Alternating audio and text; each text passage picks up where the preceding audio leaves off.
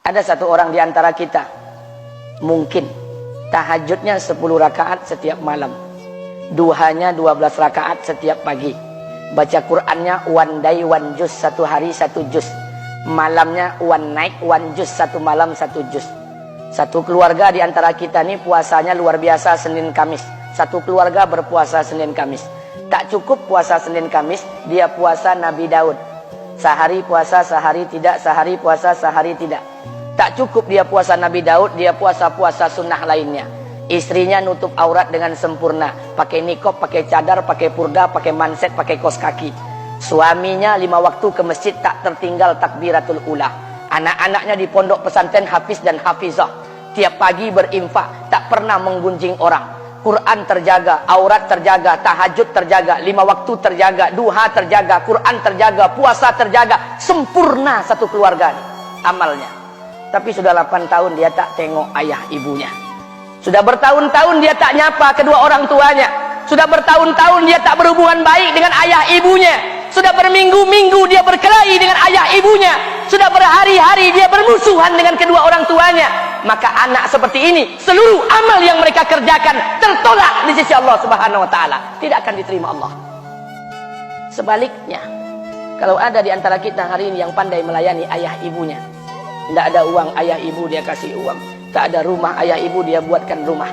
Sakit ayah ibu dia bawa ke rumah sakit. Dirawat ayah ibunya dia jaga. Kotoran ayah ibunya dia bersihkan pakai tangannya sendiri. Ada di antara kita hari ini yang membersihkan kotoran ayah ibunya lebih dia nikmati daripada makanan yang ia sukai.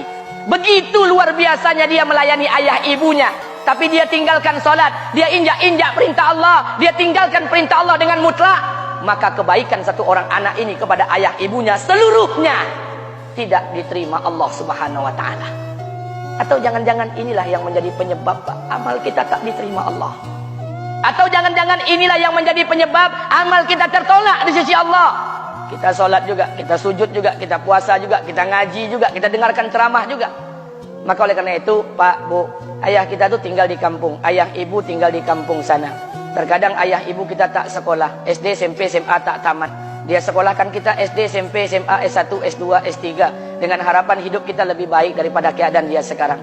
Tapi apa yang membuat kita jarang untuk menjenguk mereka? Saya ingin sampaikan buat kita bersama. Ayah ibu kita tak tahu kita ni eselon 1, eselon 2, Pak. Ayah ibu kita tak tahu pangkat PNS kita 3A, 3B, 3C, 3D, 4A, 4B, 4C, 4D.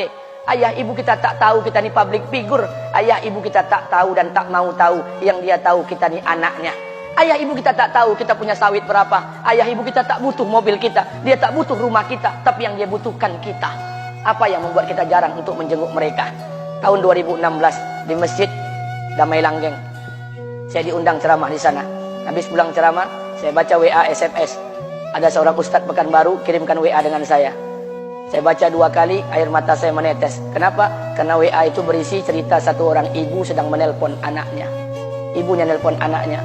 Assalamualaikum nak. Waalaikumsalam kata anaknya. Kata ibunya, nak, sudah 1 bulan kau tak tengok ibu. Apa yang membuat engkau berhalangan nak? Apakah kau sibuk dengan pekerjaanmu? Minggu yang kedua ibunya telepon lagi. Assalamualaikum nak. Kata anaknya, waalaikumsalam. Kata ibunya, nak, ibu dapat kabar apa engkau baru beli mobil baru. Apa betul nak? Kata anaknya, betul bu.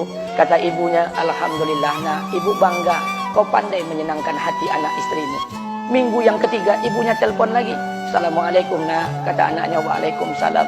Kata ibunya, nak, ibu dapat kabar bahwa engkau baru beli rumah baru. Apa betul nak? Kata anaknya, betul bu. Kata ibunya, alhamdulillah nak, ibu senang kau bertanggung jawab dengan anak istrimu. Minggu yang keempat ibunya telepon lagi. Assalamualaikum nak. Waalaikumsalam. Kata ibunya, nak, tadi ibu pergi ke pasar, ibu jumpa temanmu di pasar. Kata temanmu di pasar, temanmu banyak bercerita tentang kamu. Kata temanmu tadi, kamu baru beli anak anjing seharga 40 juta dari negeri Belanda. Apa betul nak? Kata anaknya, betul. Kata ibunya, nak, dengarkan pesan ibu untuk terakhir kalinya. Apa pesan ibunya? Wahai anakku, engkau pelihara 1 ekor anjing. Kau siapkan harga anjing 40 juta. Kau siapkan rumah untuk anjingmu depan rumahmu. Kau jaga anjingmu pagi, siang, dan sore. Kau mandikan anjingmu pagi, siang, dan sore. Kau kasih makan anjingmu pagi, siang, dan sore. Demi Allah nak, dengarkan pesan ibu untuk terakhir kalinya. Apa kata ibunya? Demi Allah nak, demi Allah. Kalau seandainya Allah menciptakan ibu, kalau seandainya Allah menciptakan ibu untuk yang kedua kali di muka bumi ini, nak, demi Allah, ibu tak ingin terlahir sebagai manusia. Ibu ingin lahir sebagai seekor anjing, biar berada depan rumahmu dan melihat wajahmu setiap hari. Ibu kita tak butuh harta kita, Pak. Dia tak butuh uang kita, dia butuh kita. Apa yang membuat kita jarang untuk menjenguk mereka? Pantas hidup kita tidak berkah, pantas rumah tangga kita tidak sakinah, karena hubungan dengan ayah ibu kita rusak selama ini. Masih ada kesempatan, masih yang jauh telepon, yang dekat kunjungi mereka. Demi Allah, kita butuh keberkahan doa mereka. Yang sudah meninggal, ziarahi kuburnya dan doakan mereka. Imam As-Syafi'i berkata, apa kata Imam As-Syafi'i? Manusia zalim, manusia bodoh, kalian tak tahu apabila ayah dan ibu kalian mengangkat tangan di malam hari, dia berdoa kepada Allah untuk anaknya. Doanya cuma sekali, malamnya cuma sekali, hanya sekali saja doanya. Apa kata Imam Syafi'i? Sekali doa ayah dan ibu kalian sudah cukup bagi Allah untuk menjadikan kalian anaknya berkah dunia akhirat. Hari ini berapa banyak doa ayah dan ibu kita, tapi tidak ada keberkahan buat anak mereka. Kenapa? Hati mereka tersakiti. Maka pulang, Pak, cari mak bapak kita. Kita punya rumah hari ini, Bu, kita punya rumah, punya harta, punya uang, punya pekerjaan, punya kekayaan, punya sawit. Kita jadi orang hari ini, jadi pegawai, bukan kena sarjana kita, Pak. Kita jadi orang hari ini bukan kena otak kita. Kita jadi orang hari ini bukan kena kepintaran kita. Kita jadi orang hari ini jangan-jangan kena keberkahan doa ayah dan ibu kita yang tak pandai tulis baca di kampung sana. Cari mak bapak kita, Pak. Demi Allah, kita butuh keberkahan doa mereka. Apa guna di kehidupan dunia sementara Allah tidak ridho dengan kehidupan kita? Pantas amal kita tertolak di sisi Allah. Maka pulang ke rumah, cari mak dan bapak kita yang masih hidup, duduk bersama mereka.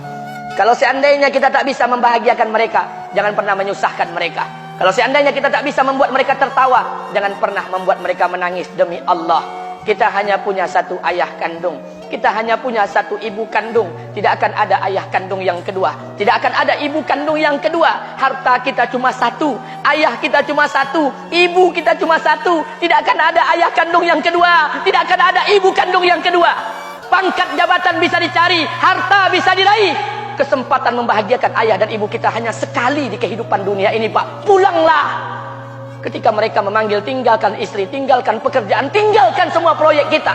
Demi Allah, datangi mereka. Kata Nabi, sesaat kalian duduk bersama ayah dan ibu kalian akan mendatangkan keberkahan. Kenapa kalian tidak duduk bersama mereka? Jangan-jangan inilah yang menjadi penyebab amal-amal kita tertolak di sisi Allah.